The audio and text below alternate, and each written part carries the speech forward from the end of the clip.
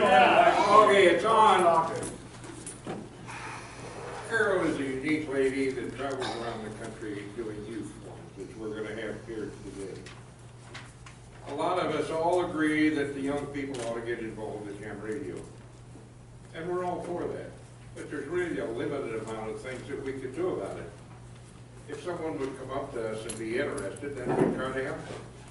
But Carol has dedicated herself to running a youth forum, and she has presented in Dayton, she has presented in Florida, and now she's here with us today. There's a special award for the educator that is named in Carol Perry's Memorial Award. And that just started today, and you were awarded the award with your name. I was the recipient of the Me Award.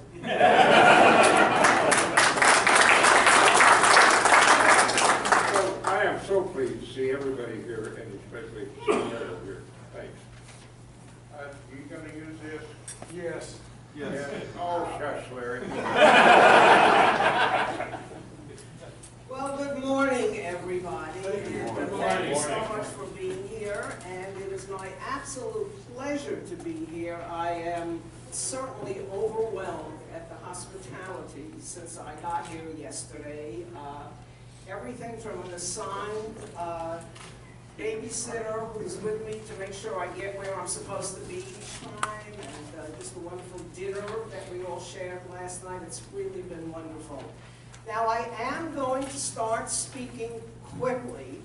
You won't think that that's some speech problem I have, because I have so much information that I would like to impart to you and make sure that you at least knowing what I came here to make the point about, and that is anything you see here on the PowerPoint or that you hear me speaking about, everything that is being offered in the way of resources are free.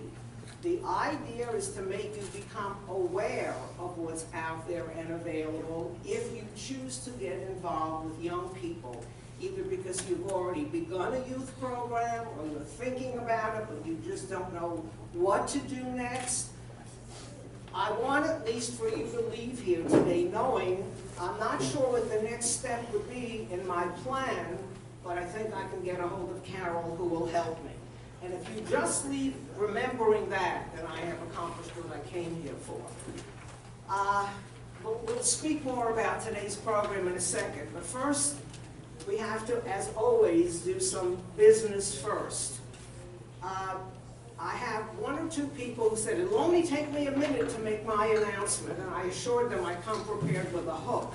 It is going to only be 1 or 2 minutes. But I would like to say something first. I have my own little something that I would like to present first, and that is this. I'm going to put this down for a moment. You'll have my big teacher's booming voice. I'm pretty sure you can hear me. Again, when I was teaching amateur radio in New York City in a middle school, I used to get 40 kids in every class, and I had 12 classes. And the sole thing I taught was Introduction to Amateur Radio. Well, you'll hear more about that, but the point being, in teaching the code, if you can picture 950 students a year, this was divided into 2 terms, practicing Morse code on, back in those days, the Radio Shack code practice oscillator with its, you know, it didn't last very long. And so back in those days, I went back to an electronics manufacturing company that I used to work for and had them design the special in a ladies' jewelry box, so it's a gem of an idea. The code practice oscillator that my program used. It's got its own tone adjustment and its own volume control. And this is what the kids used. So a brief story, which you will absolutely love. It's a typical ham story.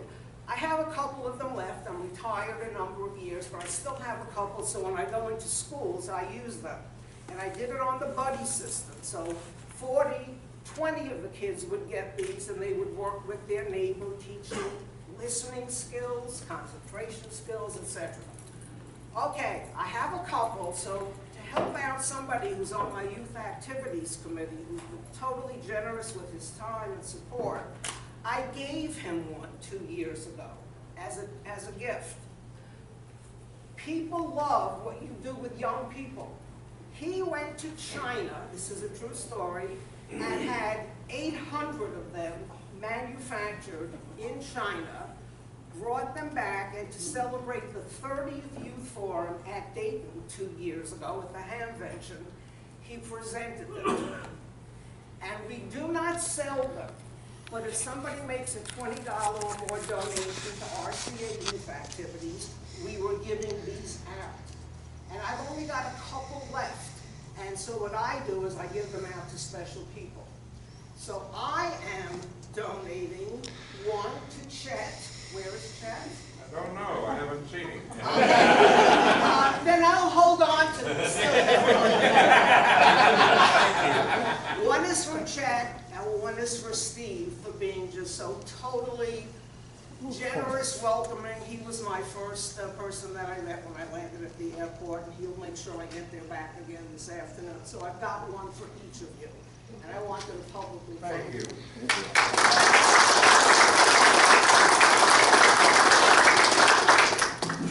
Okay, now, I would like to acknowledge, one of my favorite things to do, of course, is to always acknowledge when young people get licensed, and if I get to see them before their test, and I promise them if they get their license, I will send them a special little gift, which I always do. But it's come to my attention, we have a newly licensed, my favorite thing, girl, who just got licensed, and that would be Charlotte. I'd like to acknowledge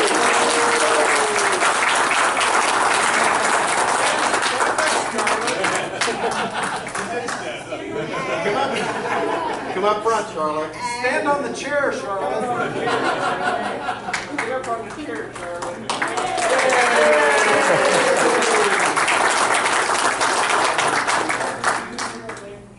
Use your amateur radio. We're lucky, okay?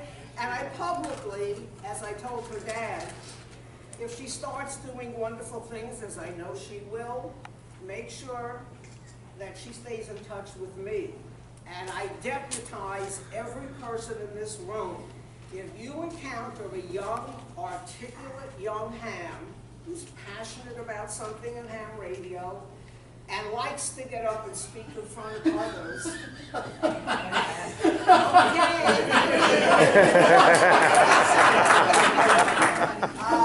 this is where I get the kids from, not only for Dayton, from folks like you who put me in touch with them during the year, but I've got at least 6 fabulous venues I can plug these really talented kids into, not the least of which is the RCA Technical Symposium, which I'll tell you more about. So just leave knowing, if you spot someone articulate who likes to get up and do presentations about something he or she is passionate about, make sure you put me in touch with them. That's what I rely on to get this huge support system that we have for featuring and showcasing the best and the brightest that we have. Okay, now, one of the organizations I work very closely with is the American Radio Relay Group. We do a lot of joint projects together, obviously, especially when it's with youth.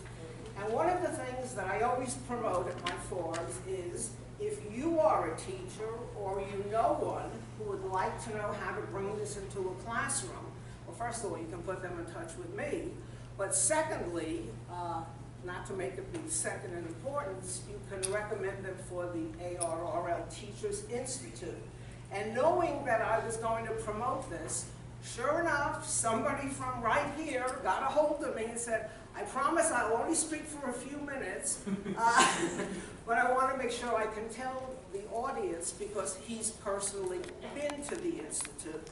So I don't relinquish time easily, but he knows he's got his clock ticking. I'm going to introduce you to Harold Carl, KC0HFC, was a teacher at Summit Christian Academy, in Lee's Summit, and he went to the Teachers Institute. So he's just going to give it a big plug now. So that's one more resource that you will need knowing about. Okay? Everybody say Teachers Institute. Say May 1st. May 1st. That's when you have to register by. I talked to one of the teachers who's a former student of mine, and Dr. Gober says there are some spots left. If you go to the Teachers Institute, the AARL will pay for your airfare, your hotel, all of your meals, and they will give you all kinds of ham radio and electronic gear. It's the best deal ever. No, I know, it's crazy, but they do it. I got to go about 5 years ago because I was the Ham Radio Club sponsor for LaTourneau University's Ham Radio Club. And so I have some flyers. You can go on the AAR website, or you can grab a quarter-page flyer from me that gives you the address. Great stuff. They teach you stuff. You build things. You do fox hunts. You talk to a satellite. You learn all kinds of amazing things.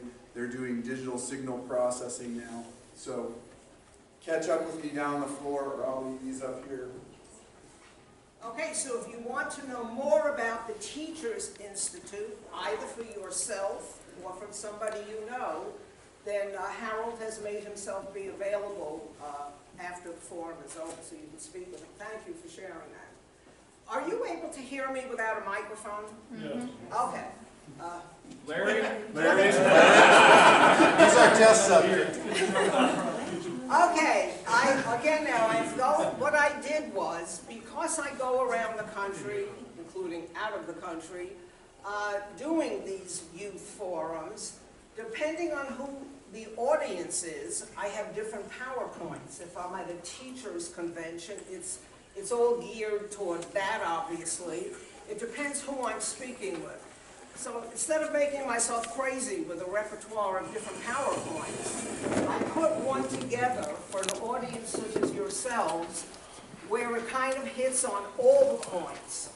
So if you see something on this PowerPoint that inspires you, that gives you pause to think, maybe I can do this, if anything you see here tickles you today, please get in touch with me. That's why we've left my call sign, WB2 Mighty Good Professor at gmail.com, so you don't forget it. And anything short of please tell me what the meaning of life is questions. You're not bothering me, that's what I do. So please get in touch with me if anything at all tickles your imagination. Okay, so this is kind of a compilation of all the things through Radio Club of America. That's the volunteer, non-for-profit organization that sponsors things like my being here today. Everybody's a volunteer, and it's because of my dear friend Lee Ward, the two of us sitting at breakfast in Dayton one day, and he mentioned the key word Shriners, which is dear to my heart because I've been involved with going into children's hospitals where I was Mrs. Claus, waiting outside to speak with the kids and so on.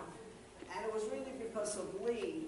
And then when Chet got involved, I couldn't say no.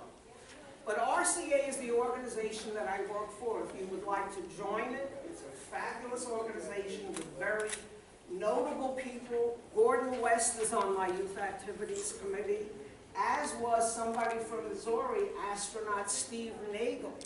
When I was at the Lebanon convention here a few years ago, Steve Nagel came and spoke with my youth forum and agreed to be on the youth activities committee as a consultant. So tremendous networking.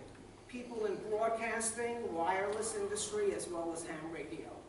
So you might want to consider joining that. See Lee. But put me down as your sponsor. So, again, this is to just let you know the broad areas that for free are available and maybe do some ideas. All right, this is the most popular question I get. I taught this in a middle school, 6th, 7th, and 8th grade, the hormone age, for 30 years. It wasn't part of a shop class. It wasn't part of the science class.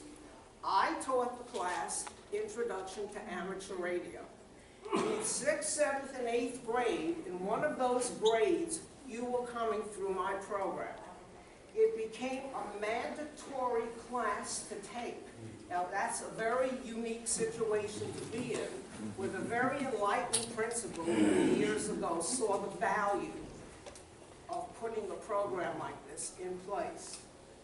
So I used to get 40, between 35 and 40 kids, it's a big New York City school, in each of my classes, and I had 12 classes. I saw each class twice a week, and one class 3 times a week.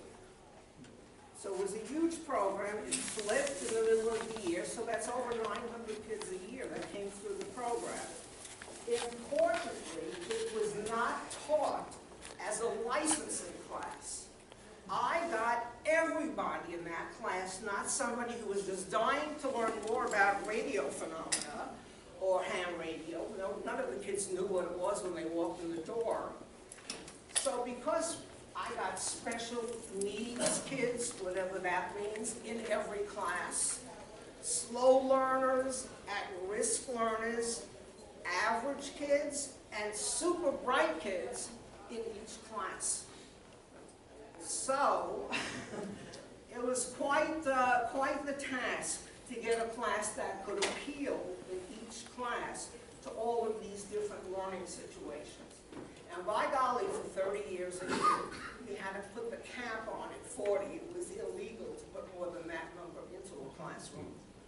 Tremendous support from the PTA, because I had all their kids at some point or another were going to be in my class. Let me give you a great recruiting idea. You're thinking of going into a school? Don't go to the principal and say, here's why you should get ham radio so we can grind out some more hams for the hobby. You go to the PTA first, Parent-Teacher Association. They're always looking for guest speakers, and then have a great program that you're going to demonstrate the fun that will be for their students, a fun way for them to learn school curriculum. That's why mine lasted for 30 years, because I validated the curriculum with the New York City Board of Ed, that every single subject area in that school was taught in my class. But because there was no formal curriculum in the way of, how could I predict one day we would be speaking with an astronaut? Or one day we would be speaking to the Pearl Harbor Survivor Amateur Radio Club. So you need someone who's flexible enough to go with the flow and make it be pertinent to what the kids just experienced on the radio. And you know what? 30 years of doing it, that's why it was fun for me. It was always different. But you had to be prepared. If the 6th grade was learning about AC and DC circuits, somehow we tied that in with ham radio. Geography on a need-to-know basis. And I had a big wall map up in the classroom. Now, 40 kids, only one at a time is in the back at the radio with me. What are the other 39 students doing at that time? Well, everybody had a job. Either you were logging in or you were going to the big wall map. In 30 years, we used to stick a tag where Staten Island was. All the years of doing it, it never did not happen that a kid didn't go to that map first and pull the string of yarn to where we just made the contact. It never happened that they didn't, wherever the contact may have been, Jordan, France, wherever it was, they always looked at Staten Island first as a point, interesting, as a point of reference. And then, is it in the country? Is it in this region? And you're teaching geography on a need-to-know basis, which made it be fun for me and for them. So yeah, it was a huge class, and I will share with you, because I can never understand why, when I retired, there were 3 science teachers who got ham radio licenses because they loved the idea of what I was promoting about the hobby. The principal immediately offered each one of them my job. Antenna on the roof, radio already there, neighborhood, community, totally supportive. I never wanted equipment I didn't get. None of them wanted it. Not one of those three wanted to pick up a program with a 30-year track record. And when I approached them, they all came up with the same answer. Why? Too flexible for me. I want to know that on Thursday, I am teaching Ohm's Law. Now, it may not be your or my idea of what a good teacher should be doing, but that's the reality of how some people do teach.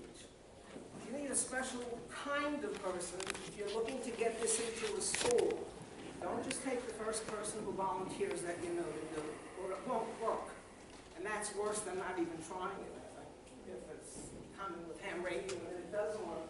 Another great idea with the school, after you get the PTA hooked on it, ask them if they will allow you to bring in a radio to the school cafeteria during lunch one day. You will have a lineup of kids out the door, because every kid wants to get on that microphone. And then make sure you've got your outside people in place, so you know who's going to come back on that microphone and talk to the kids. And then make sure you've got your people lined up with the kids on the line, so you whisper in their ear, listen, there's certain ways you have to speak on the radio. And then you teach them about being polite, speaking clearly and succinctly, and so on. So if you stage it correctly, the best ones to sell bringing ham radio into school, on whatever level you're going to do it, is by getting the kids to talk to the administration. How come we don't have this program here? How can we do more of this? And it'll always be on a different level. Not everybody's going to be lucky enough to do what I got to do. But there's certainly different levels of the way that you can bring that into the school. And again, this was the philosophy of the program. I just happened to throw in a couple of pictures with astronauts. I am self-proclaimed an astronaut groupie. Of all the exciting things that we ever did, it was making those space shuttle contacts. In the days of SARAX, oh my gosh, the whole neighborhood got involved, the whole community was involved. TV stations came to the school and we made the pre-arranged contacts. If you can get into a school and be responsible for getting them lined up with AMSAT and ARIS and all those good programs through the league, what a dynamite thing this is. And it's a great way to introduce ham radio into the school. When I get the kids for the first day, I always say, I can't guarantee it'll happen, but none of your other kids in this school are going to have the chance that you might get to have, which is to speak with an astronaut. And I am perfectly honest in sharing with you, 30 years of doing it, we made over 16 astronaut contacts, not only with the SARAX program, the shuttle, but once we got to know people, we got to make them with the astronauts having lunch at the Johnson Space Center at the radio station there. Gordon West and I ran the CQL SchoolNet for many years on 10 meters. And W5RRR used to check into the net from the Johnson Space Center to say hi to the kids. In all the years, from somebody who witnessed it, there was never one year that when I had a kid at the microphone, that some child did not ask the ever-famous question, how do you go to the bathroom in space? And it was so popular, not just with my classes as a question, that one of the astronauts has written a book called Here's How We Go to the Bathroom in Space. It's a real book that's out there.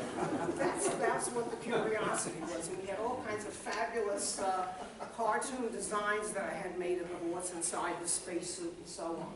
But astronauts, that's a winner.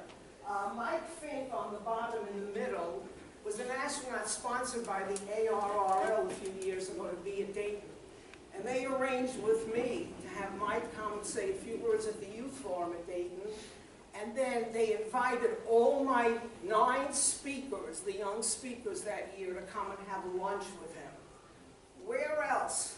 Through what other hobby can you name that? Kids get to sit and have lunch with an astronaut or speak to one over the radio. Okay, again, more astronaut pictures, and the top one is at the Florida Science Museum. Through RCA, I also sponsor museums that have licensing classes for kids. So we donate equipment and money, etc., to that as well. And we sponsor college forums too, where I feature young people from the radio clubs in different colleges. Scouting at ham radio. Another major thing that we got involved with. I don't know how many of you know that patch on the left. Pay attention, Charlotte. That's the new amateur radio patch for girls.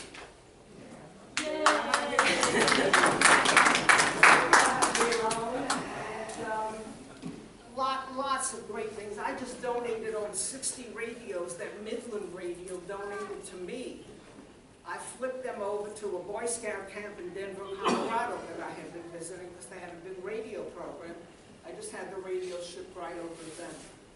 So scouting, obvious place where you've got kids where they can earn patches. Okay, and again, RCA is the organization that sponsors me. I'm also the head of youth activities and a director for QCWA. The main sponsorship that I get to go around town with is through RCA. Now, here are the kids who have been at either Dayton or who have given presentations at the RCA Technical Symposium. That is the epitome of where you want to get a youngster for me to pick to come. It's once a year we have it.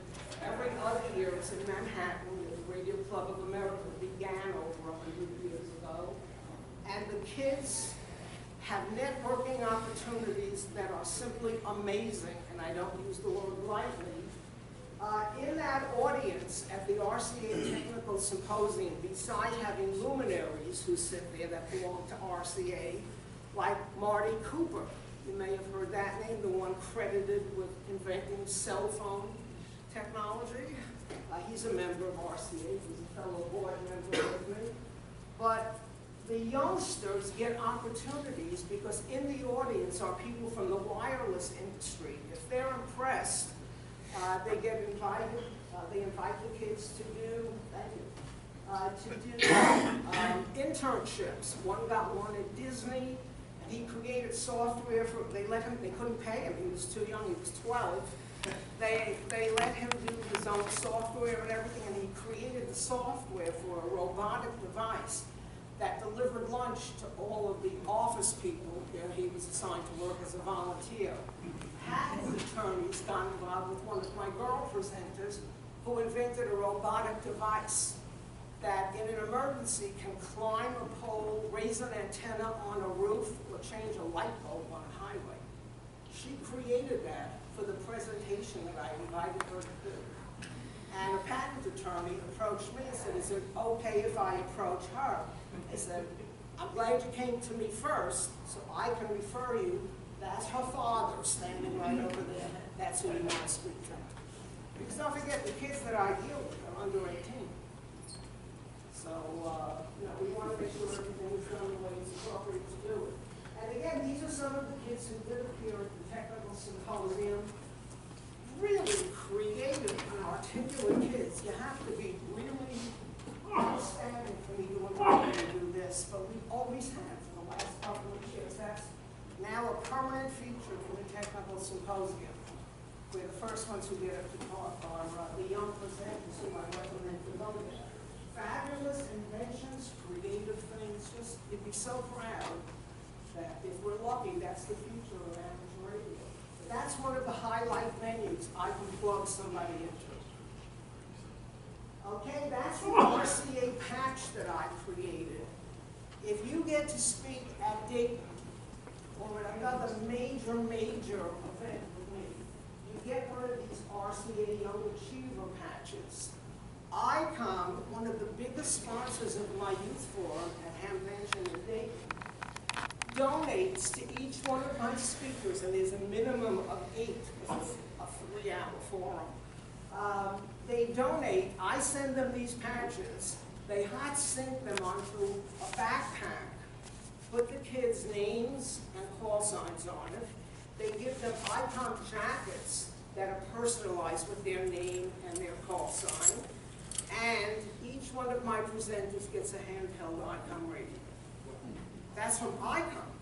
From RCA, I give each kid a $100 stipend check, thanks to the people who sponsored the youth forum. That's what the money is going for. So we tell the kids, go out and have a good time, go to the vendors, introduce yourself. And I always tell them, support the people who are supporting the kids. Go out. MFJ, Kenwood, and ICOM are the biggest manufacturers that support the forums that are. And I'm happy to share that. You can thank them whenever you see them at any of these conventions. Tremendous support. And ICOM donates an HF rig that I give to what I call my love audience at Dayton. For 32 years, the core of that audience have been with me for most of those years. And so we call them the love audience because the support is so obvious coming from that audience that I saved that big door prize to give to an adult. We have separate prizes for kids and separate ones for adults. But that big HF rig goes to my love audience.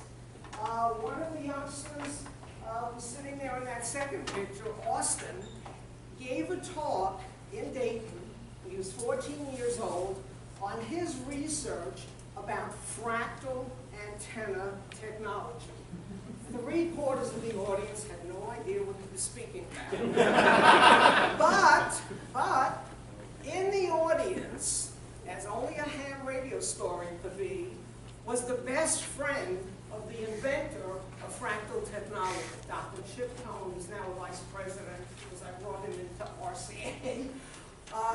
Dr. Cohen called me and said, I heard you had this kid, and he blew everybody away, blah, blah. I'd like to invite you and him to come visit me at my lab in Boston. Well, I don't get offers like that every day, so I said, of course. So we got Boston flown in from Denver. I came, and we got to visit where the technology actually came from. Again, I ask you, where does an average 14-year-old with an interest like that get to be there? Well, on top of that, Dr. Cohn was on the admittance board of MIT that year, and he's been mentoring Boston. So, I mean, these are the ripple effect stories, which is what motivates me to get involved with this. It's not just cut and dry, blow and goodbye. There's a ripple effect with most of these kids, and most of them stay in touch with me. Most of them stay in touch. For the 30th year, we did a video produced by the producer of the Tim Allen Last Man Standing show. Okay? Yeah. Tim Allen became a ham because the producer, John Amadeo, is a ham. And he became a friend of mine and loves the youth forum. Whenever he goes to Dayton, he'll speak to the audience.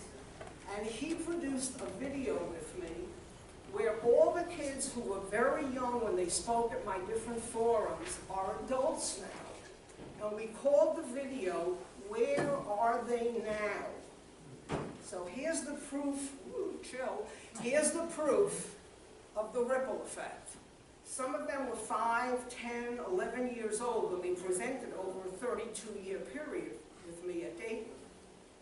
As adults, they got on this video that John introduces, and they told how by being showcased and having the opportunities, by being in front of an audience of ham radio operators, influenced their choice of technical school that they went to.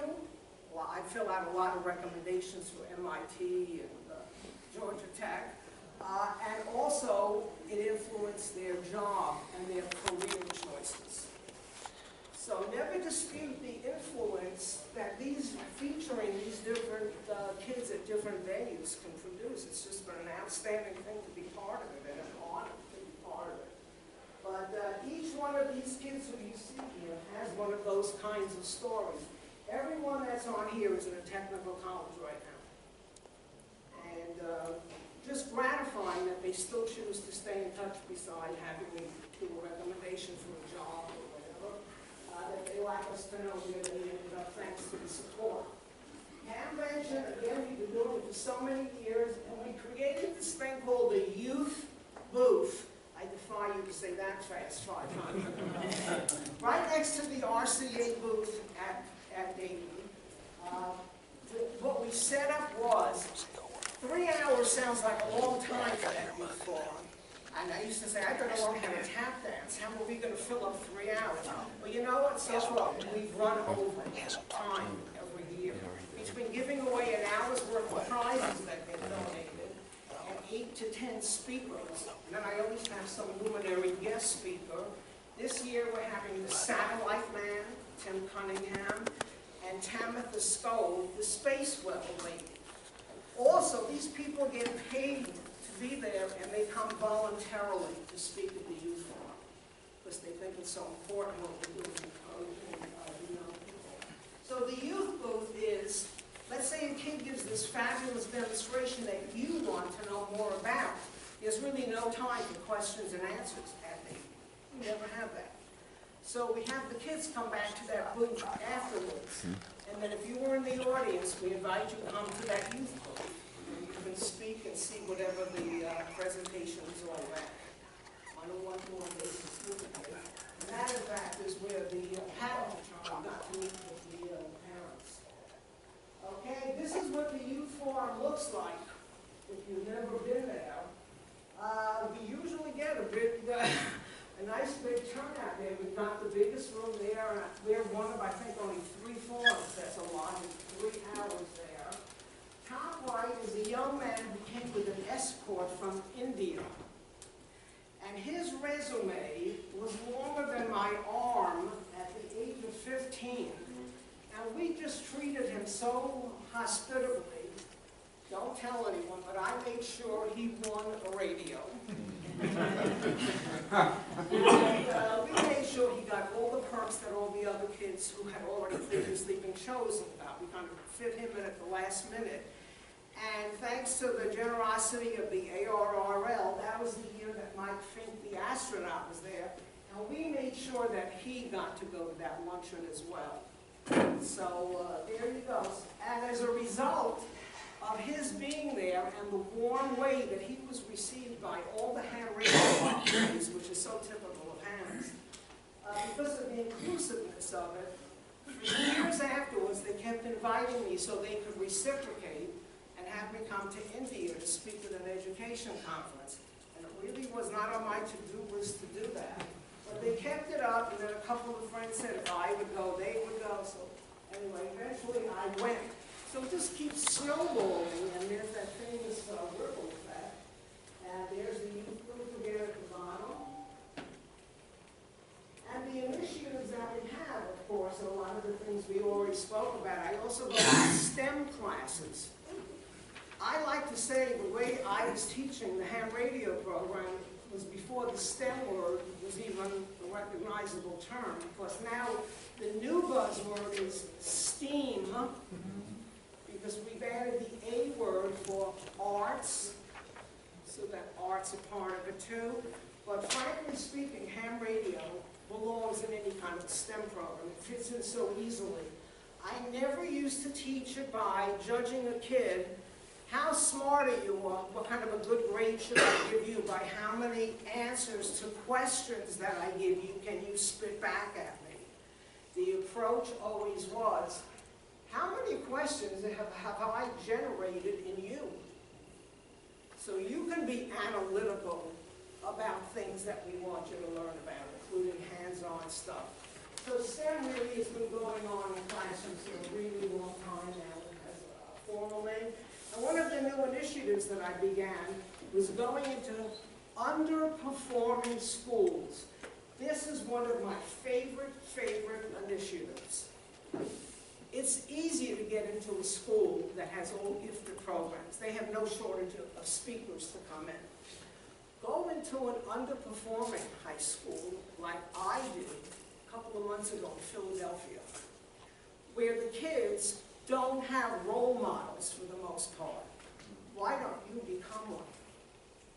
Go in, there you'll be appreciated for something that you bring in, and you make it be appropriate. You're not going to razzle-dazzle them with all kinds of fancy equipment that they think they'll never be able to afford. There's ways of approaching that kind of administration as well. And I've never had that not be successful.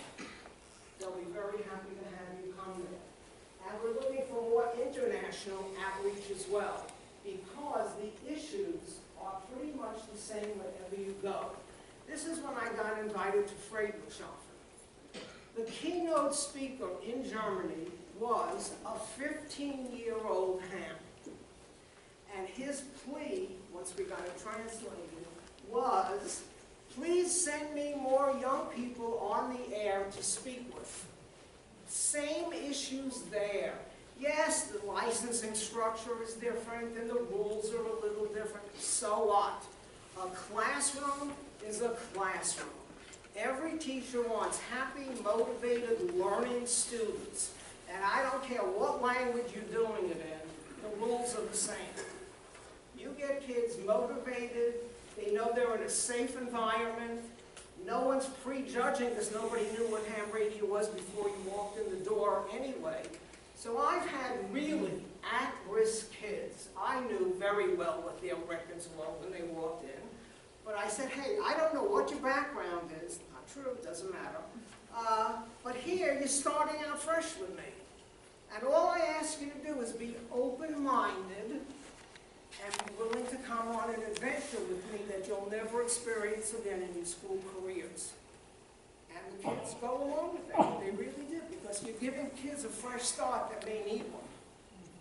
And I can give you 100 examples of kids through the years who were failures in school. And on open school night, the parents would come up and say, on Tuesday and Thursday, my son will never be absent, because that's when he has ham radio class. And the principal used to call it the safety valve of the school.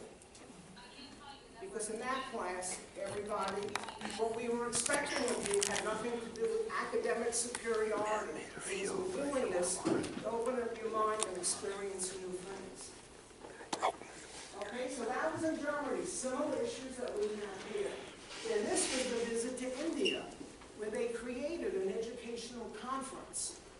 Again, same issues, different license structures, different age requirements, but the audience of principals and teachers, same questions that I would have from principals.